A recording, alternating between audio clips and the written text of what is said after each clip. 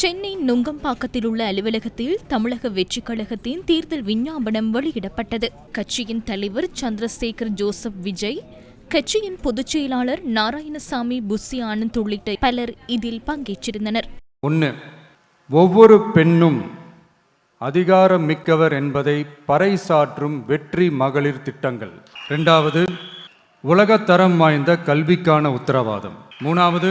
மக்கள் நலம் பேணும் சுகாதார உத்தரவாதம். 4. இளைஞர்களுக்கு ஏணி படிகளாக இருக்கும் உத்தரவாத திட்டங்கள். 5. உழவர்கள் உள்ளம் மகிழும் திட்டங்கள்.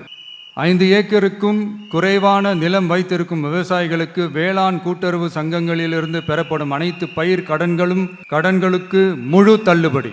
நெல் குவிண்டாலுக்கு ரூபாய் 3500 குறைந்தபட்ச ஆதரவு விலை. 6. மீனவர் நலன் காக்கும் மேம்பாட்டு திட்டங்கள்.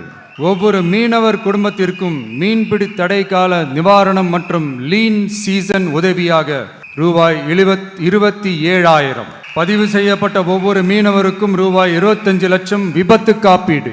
இந்தியாவின் முதலாக மீன்களுக்கு சட்டப்படியான எம்எஸ்பி குறைந்தபட்ச ஆதார விலை நிர்ணயம். 7. மக்கள் உரிமை, கண்ணியமான வாழ்க்கை மற்றும் சமூக பாதுகாப்பு உத்தரவாதம். 8. அரசு ஊழியர்கள் நல உத்தரவாதம். 9.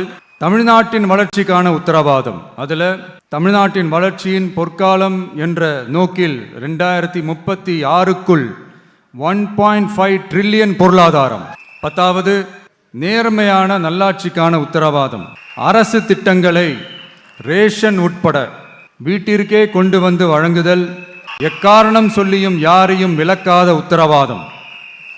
பொய்யான வாக்குறுதிகள் கொடுத்து நான் உங்களை ஏமாத்த மாட்டேன், மக்கள் காசிலிருந்து ஒரு பைசா கூட தொடமாட்டேன்.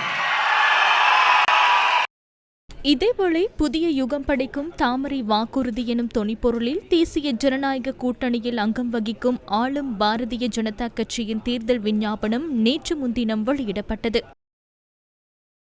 இதேவேளை தமிழக சட்டமன்ற தேர்தலில் போட்டியிடும் திராவிட முன்னேற்றக் கழகத்தின் தேர்தல் விஞ்ஞாபனம் கடந்த மாதம் 26ஆம் தேதி வெளியிடப்பட்டமை குறிப்பிடத்தக்கது.